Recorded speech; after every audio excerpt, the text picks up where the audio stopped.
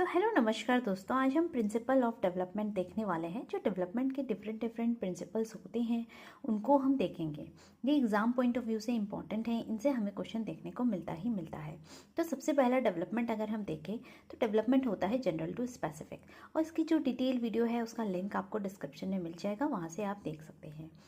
दूसरा है कि जो डेवलपमेंट होता है वो प्रोडक्ट होता है अपनी एनवायरनमेंट और हेरिडिटी का। जो एक बच्चा होता है उसमें दोनों का असर होता है, एक तो हेरिडिटी जो जीन्स उनके अंदर कैरी करते हैं वो उनका, और जो इन्वायरमेंट है उसका भी बच्चे पर बहुत ज़्यादा फ़र्क जो है वो पड़ता है डेवलपमेंट पर। नेक्स्ट हमारा है कि जो डेवलपमेंट होता है वो पूर्व सूचक होता है, प्रिडिक्टेबल होता है। Then rate of development varies from individual to individual. जो इंडिविजुअल डिफरेंस है वो यहाँ पर डेवलपमेंट में बहुत मैटर करता है, क्योंकि किसी बच्चे की ग्रोथ जो है वो स्लो हो सकती है, किसी की जल्दी हो सकती है। तो ये डिपेंड करता है इंडिविजुअल डिफरेंस पे।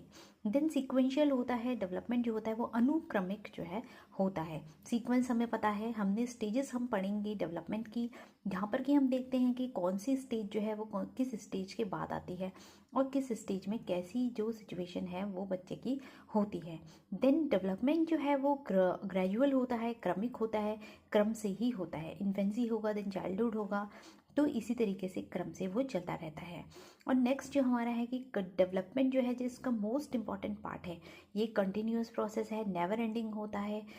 जो बच्चा होता है उसका डेवलपमेंट जो है वो गर्भकाल से ही शुरू हो जाता है और टिल डेथ तक जो है डेवलपमेंट चलता रहता है कंटिन्यूअस। जीवन पर्यंत जो है हमारा डेवलपमेंट चलता रहता है। बट अगर हम ग्रोथ के बारे में देखें तो जो ग्रोथ होती है वो स्टॉप हो जाती है मैच्योरेशन के बाद।